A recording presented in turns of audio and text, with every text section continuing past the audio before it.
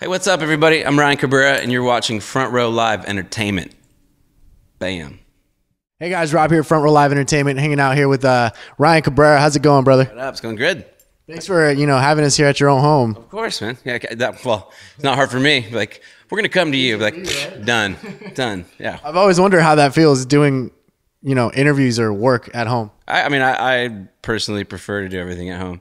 We have a studio up there that's fun to work out of, and we barely ever leave here. Yeah, nice. Now you have this coming Saturday. You have another Live in the Living Room. Yeah. Type of set. First one 2013. First one at this house because I just got this house about a month ago, so we just moved in. Nice. So tell us about these sets that you're doing for charity, and why is charity so important for you? Well, basically, the whole thing kind of came about because me and friends we jam. The last house setup was just like this. Where we have the piano and then people perform right here, kind of where I'm sitting. And we were always jamming, and I thought it'd be cool if people got to see it. And then instead of like trying to charge people, to watch it, we were like, dude, well, people can watch it, and then they donate money. And every month we raise money for different charities. Now, is there any one charity in particular that that hits you the most? Not specifically. I mean, the most I've done just from day one is like children's hospital stuff. Like, back we used to go into the hospitals and play and sing for sick kids, and I think most of them so far have been for that. We did 1 month. We did, I think, for like music stuff. I think we did 1 month for animals, and then this month is for City of Hope. Nice. And random little fact: City of Hope is actually where we live. We live like really? 2 blocks from City of Hope, Nice. so it's in our city. Well, we're off to a good start. We've already raised a lot so far, so it should be cool. Is there a set goal that you guys are trying to reach?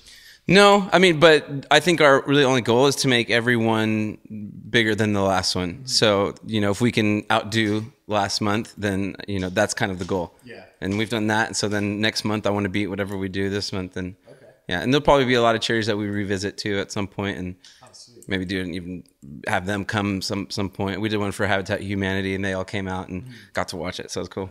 So how do you go about with your friends that come out? How do you pick and choose like what friends you want to bring out for each event? It's just kind of random. Like it really depends on who's in town is the biggest thing, because it's hard to get 7 working musicians and artists in one room at one time. So I usually I'll just put out a word and to like 9 or 10 friends, and then normally like 6 or 7 can do it or happen to be in town, and based on like who I know is in town. Like if someone's off touring, I'll hit them and be like, dude, you're back in March. Let's do it in March. And now it's kind of cool because I have too many people kind of hitting me, like a lot of friends who are like, hey, dude, can I play this Saturday? I'm like, dude, I got 9 people playing already, which is the most we've had so far. So, but it's awesome, because everybody that plays, they do it because 1, they like to help, and they're just good people, and then 2, they just love music, which is kind of a good mix. So it's so comfortable, and they see like the vibe in here is so rad, and people sing along, and it's just fun. So it's not work at all. You're just doing what we do. When we get home from being out all night. Just jam. Exactly. Now, and I saw when you first released on Twitter the members that are going to be playing this one.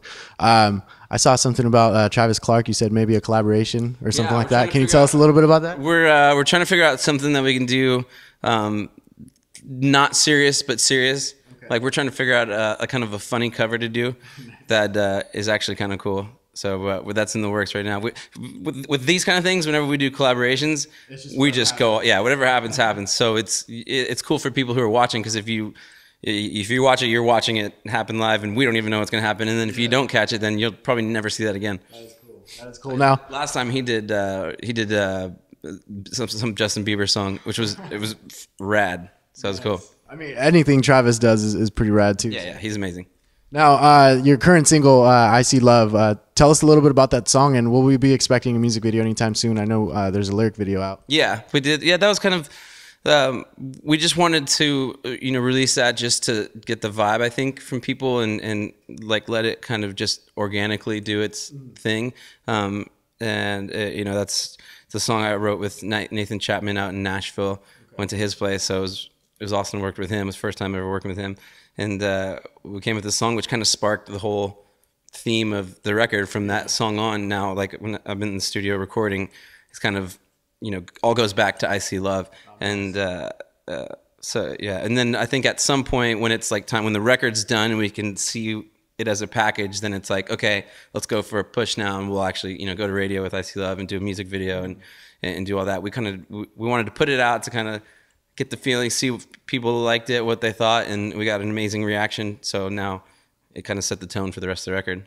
Now, and as far as the record, it's been a long process in the making. Oh, yeah. So what's the process been like, and why has it been what, 5-6 years? Yeah, well, it's hard because you know, after you finish a record and it's time to, like, you know, research, be like, okay, what am I gonna write? Where am I going as an artist? What's the vibe gonna be? And your mind like plays tricks on you. You know, you try to write something and you try to force this, and you're thinking like, okay, I gotta write another hit because I gotta get a radio single. And then when you start to think like that mentally, you start to write, stuff that's like not necessarily exactly, because you're trying to keep up with, like, oh, this is on the radio, so I'm gonna write a song kind of like that, and then it's just not real. And so I did that for quite some time, and then just wasn't working right. And then I always knew that I was gonna take my time, like whatever it was. I want the record to be, this is my best record, and so I didn't really care how long it took. And after like 3 or 4 years of writing, like it was all like songs I liked, and you know, I was you know, proud of that stuff, but it wasn't right yet. And then when we wrote I See Love, it kind of clicked and just got on a run. And now I see the record, I see what it is, and how we want to, you know, promote it, and the team that we're putting together around it has been awesome. So it's all coming together. How soon can we maybe expect this record? It's hard to say. I mean, we got probably five songs like mixed and done. 2 songs that are being worked on right now as we speak. I got to finish some vocals tomorrow, so that's 7. I See Love 8. So we're about 3 songs away.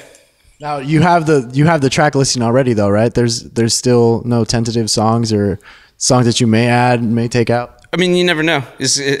But right now we have a solid 7 or 8 that are done and ready to be heard. But you know, you have to strategically plan how you want to release it, and you know what the home's going to be, and how all that works. So that's, you know, what other people obviously work on. But for me, I like to write albums, you know, so every song for me is as important as the singles. Yeah. So, and a lot of my favorite songs are the ones that aren't singles. So I take my time with everything, no matter what. So I don't know when it'll come out. Hopefully by the summer is, I think, our goal, because it's kind of a summery record, so it's pretty fun. Cool. Now, and when you first started, you know, industry hadn't really changed much yet. No. And it's changed a lot since then. So how do you feel about the changes in the industry, and do you think it's harder for like singer-songwriter? It's not necessarily harder, but it's definitely different. It's weird because I got to watch it change, you know, so I was actually very fortunate to, you know, to put out a record before kind of when people were still buying records and stuff. And, you know, you can't really look at it badly. You just have to look, okay, what can I do? Because people still love music. They're always going to love music, and they're always going to need music. So you just got to figure out a way to, you know, get them to realize that if they buy it, that's the only way you can sustain as an artist. But we've done a good job of just consistently touring. I mean, I'm just on the road all the time, and that's kind of been the most important part. So I could still make a record, but as long as I can tour, then it's all good. Yeah. Now, do you have any more, you know, tour plans coming up so far, or what are the remainder of the 2013 looking? I'm home till April, and then April I do a bunch of one-offs, and then May we go back on the road. It's May, I think 1st or 2nd. It's me, Tyler Hilton, and Teddy Geiger doing 3 weeks together, and then this summer we're gonna do a full summer tour with me and a couple of other artists. Nice. Well, we definitely look forward to hearing all the new music, and hopefully the new album as soon as possible. So it's exciting. It's exciting for me because I just want to play it for people. It's so hard because I'm like, when I read like fans online and stuff being like, I was like, I just want to like call you and play you this track just so people can hear what it's like, because I'm so proud of it. I bet, but I'm sure it'll be great. So I mean, thanks for hanging out, dude. Be sure to subscribe to Front Row Live Entertainment. Thanks for watching, guys. And again, this is Ryan Cabrera.